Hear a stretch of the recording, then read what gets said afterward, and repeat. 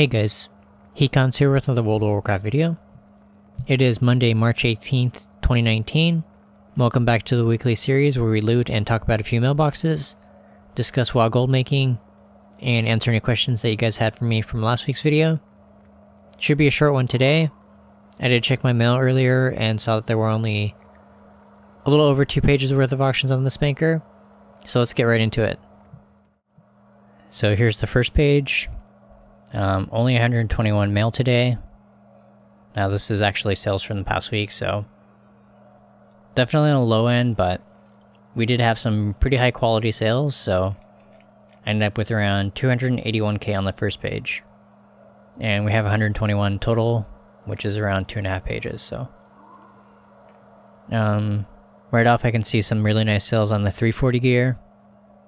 Shanker for 5.6k isn't that impressive, but I did manage to sell one of the staffs for 57k, which is insane. Some of the gems are getting kind of scarce since they're used for the drill crafting 385, 400, and 415 crafteds. So I can command a little bit higher prices on the staffs again. I'll probably bump up my normal price on the staffs. Maybe like 75 or even like 100k. Base price, and see if any sell at that price. The Dark Moon decks did naturally reset a little bit. One of my main competitors hasn't been listing, so I did manage to sell blockades for 33.2k. This would have been like earlier today. That's pretty close to like double what I was getting last week, I believe. Pretty happy about the price of the Dark Moon decks. Sold one of the 350 World Drop BOEs, Decapitator Volley Reza for 45k. I said this in a couple of previous videos, but I've been buying these for like 10k or less. I think I paid like 8 or 9k for this one, so pretty solid 35k profit. Pretty much quadruple blank gold. Sold a bunch of enchants as well. I think this is actually a reset. Yeah, a lot of these sold yesterday, but I think someone thought the prices were too low and bought out a bunch of my enchants. Usually during the day I list in 2s, and then that way I don't have to like run cancel scans and like cancel 10 of each enchant. It makes relisting and doing cancel scans a lot easier, so.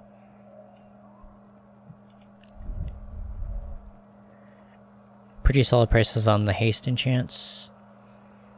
Getting a little under 3k for those. Potion replenishment. The mana potion. Sold a stack for 8k. It's 400 gold per potion, which is not bad. I think the crafting cost on these is like 150 or probably a lot less now with the new alchemy item, so. Really nice profit on that. Antiseptic specimen handlers, 45.3k. I think it's one of the 355s. Now one of the BOEs from last year. Might have been a 340. Can't remember. Pretty good sale nonetheless. Hose and Peace Pipe, which is the Mist of Pandaria BOE rep item.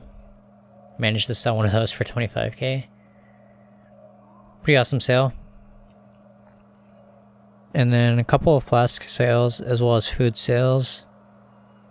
I did get into the food market as I mentioned in last week's video. Fish and chips, sold them for 30 gold each. Crafting cost on most of my food is less than like 10 gold, so pretty easy profit with that. Flask occurrence, stack of 20 for 13.8k. So it's like 700 gold per flask. Really nice sale. 2 stacks actually, so. Sold 40 of those. And then some bursting blood potions. 237 is pretty low, but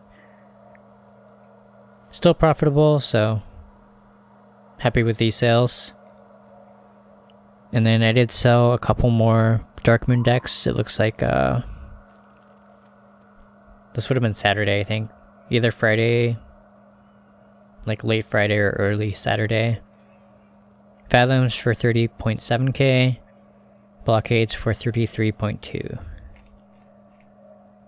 No, it's just pretty close to the same price as earlier today. Not too bad. So 381.6 on this page. And then we'll have 1.5 more pages to loot. So I'm going to go ahead and collect all this, and then we'll look at page 2. So here's page 2. Really solid sales on this page. You can see I have around 815k. Not quite a million, but pretty close. A lot more alchemy sales. The mana potions. Potion of replenishment, stack of 20 for 8k. More efficient chip sales at around 30 gold each. Actually, these are around 35 gold each, so really nice sales. More enchanting sales. And you can see the hastes are 2.5k on this page, so price has gone up in the last couple of days. Bursting Blood, stack of 20 for 5k. Flask of Currents, stack of 20 for 16k. It's really awesome. 800 gold for each flask is awesome. Chord of Zandalari Resolve, 38k. Probably like an LFR version. If they get below 10k, I usually buy them out and flip them, so probably like I want to say like a 20 to 30k profit on that. Melwish Guard for 2.1k. A little bit on the low end, but that's fine.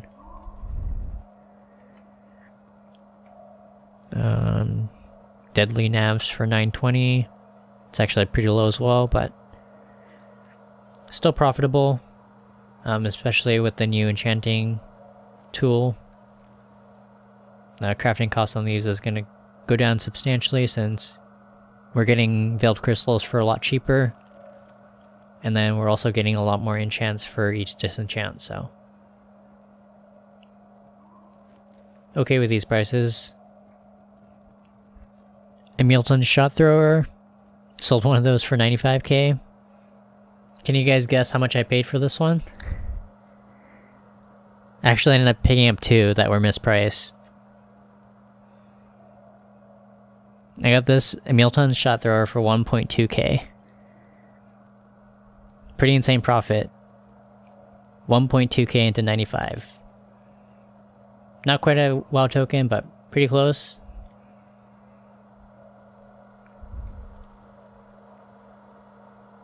Really happy about that flip.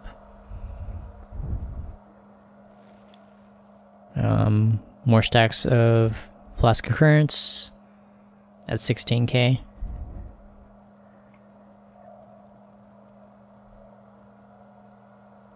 Bloody Experimenter's Wraps. I think those are the bracers from last raid. I want to say they're cloth bracers from Old Year, but managed to sell one of those for 57k.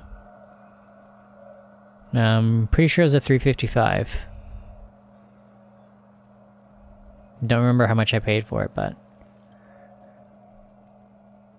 I think I made a video a couple months ago where I was picking them up for like 30k or less, so probably at least doubled my gold on that. Chord of Zandalari Resolve. Probably an LFR version if it's selling for only 16k. Captured Dune Scavenger.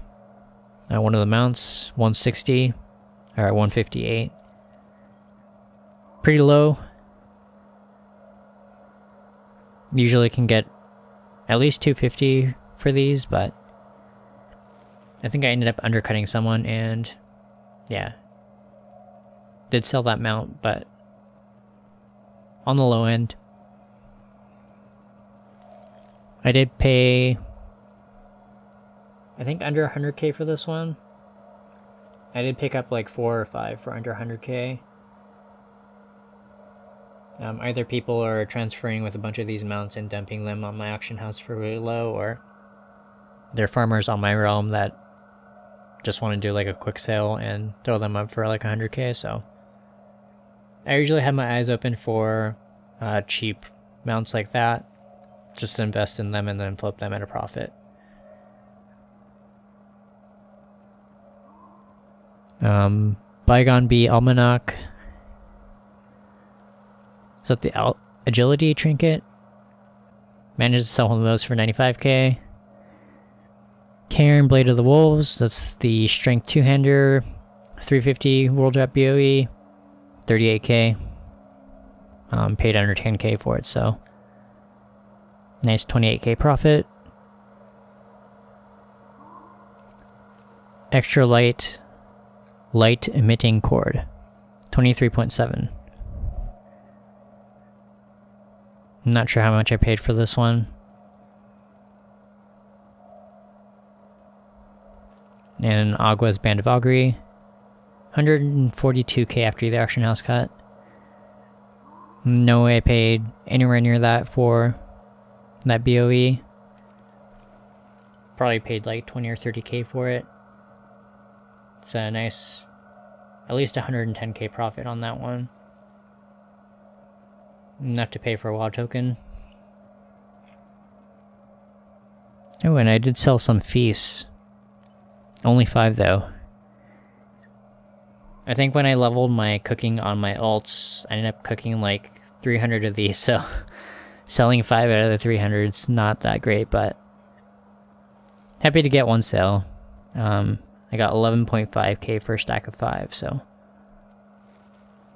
a little over 2k per feast is pretty good. I think that's it for this page. 815.6k. And we did loot 381 from the last page, so what is that? A little over 1.1 mil. Not too bad. I'm gonna go ahead and loot this, and then we'll take a look at the last 21 auctions. So here's the last page, last 21 auctions. You can see the Fathom prices down to 16.6k last week. My main competitor is taking a break and hasn't been online for a couple days, so the Darkmoon deck prices are pretty much double what they were last week. You can see the tides, they're selling for 7.6k.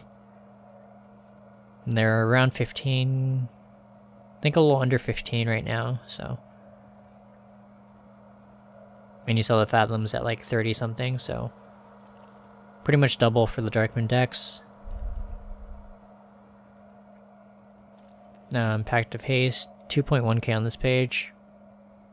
I think right now they're around 2.9, so the enchant prices are a little bit better as well. Did sell another Captured Dune Scavenger on this page for 171. A little bit better.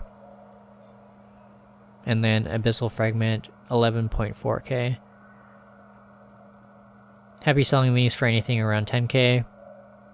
And if anyone lists them for like 5k, I usually buy them out and then either list them as singles, or if I can get a stack of 20, I'll list them for 400k for that stack of 20. And I have sold a couple stacks doing that. Made some pretty nice profit. Definitely wouldn't try it on like a high pop or a full pop, but it's definitely a viable strategy on most of the low and medium pops. So there's 252.3k on this page. So that should put us a little over 1.4 on the week, which is awesome. I did say in last week's video I wanted to hit 2 mil, but didn't quite get there this week. But still happy with 1.4 or 1.5 mil, whatever it ends up being. So that's going to be the mailbox portion of this video. Let's check out your questions from last week's video. The first question this week comes from Konstantinos Kirkos, who asked, "Love your ideas. I'll try to flip some island mogs as well on my low pop realm. Although I tried once on my high pop and it didn't work. Do you consider playing on a low to medium pop realm a better place for gold makers or high pop?" So I personally prefer flipping and selling transmog on the low pops. There's a lot less competition, which means I'm having to run cancel scans and relist my auctions a lot less. However, it is much slower to get sales. If you can babysit your auctions and be on a high pop, that's probably going to be your best bet. However, I'm spread out over a bunch of different realms, so I prefer sticking to low to medium pops, and especially if I'm selling transmog or island expedition items, I definitely prefer the low pops. I have tried flipping some of the island expedition items on some of the medium, high, and full pop realms on NA, KT, and Illidan, just to name a few, but it is a little bit harder. You do have to set much tighter parameters when you're buying the items to flip, and you have to know which items to buy, so there's a lot more to consider. You do have to babysit your auctions a lot more, and it is definitely beneficial to play on the high pops, and especially with items like transmog. They're already slow to move on most realms, so it really depends on how much time you have and whether or not you can babysit your auctions on the high pop. And if you can't do that, then I would probably stick to like low to medium pops for transmog and island expedition items. The next question comes from Toftov, who asked, "Is there anything new that you will do now when patch 8.15 is live?" So one of the first things I did when 8.15 went live was to do the profession quests for enchanting, jewel crafting, and alchemy. Alchemy especially when I found out about the respawn timers on the cauldrons. And that did pay off, as I was able to farm it for probably around a day and a half, maybe 2 days, before it got nerfed. I did get a bunch of flasks, potions, and cauldrons for raiding, as well as for Mythic Plus, so quite happy about that. And then as far as alchemy and enchanting, definitely worth getting those tools. It's going to make the crafting cost of your enchants as well as your flasks and potions a lot less. And then jewel crafting is just pretty much free gold every day. You just have to log in, go to a shrine, and pretty much get free gems. And then you can cut those gems and throw them up on the auction house. You can even throw them up raw, make staffs, whatever you want to do with the gems, and it's probably like 5 to 10k profit for, I don't know how long it takes to get to a shrine, but maybe like 5 to 10 minutes worth of work. The next question comes from Frodo, who asked, "What auctioning operation would you use for posting BOEs if you have over 300 BOEs cross-realm? Because it takes a lot of time manually." If you're using TSM, and you're listing 300 different BOEs on a bunch of different realms, rather than just assigning one operation to one BOE group, I would probably split up the BOEs into a bunch of different groups, and then have different operations for each group. That way, when you're listing your BOEs, you're getting prices that you're happy with, and it's oftentimes hard to do that with just one operation, unless it's extremely well written. If you're splitting up the BOEs into different groups with different operations, you can be a little bit more flexible with what you put in each operation. And it really depends on what you want your auctioning operation to do. So, question is pretty hard to answer. It would probably require a whole separate video. The last question this week comes from Red Rabbit, who asked, is it worth farming BFA BOE mounts and sell those on the auction house? So if you're finding that farming ore and herbs isn't worth your time, then I would definitely check out farming the BOE mounts. On most realms, they sell anywhere from like 100k all the way up to 400 or even 500k for some of the mounts. I don't really farm them myself, so I can't say how hard or easy it is to get. But there are a lot of groups out when I go into Group Finder, so I assume it's still worthwhile and worth doing.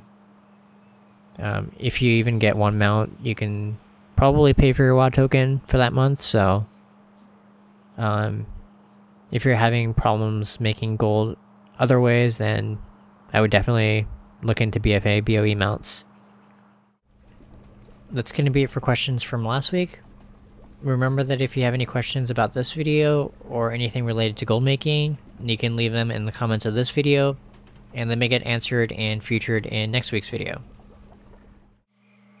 Thanks so much for watching, and as always, a huge shout out to my supporters on Patreon. Hope you guys all have a great week and make tons of gold. I will see you guys all in next week's video. Late.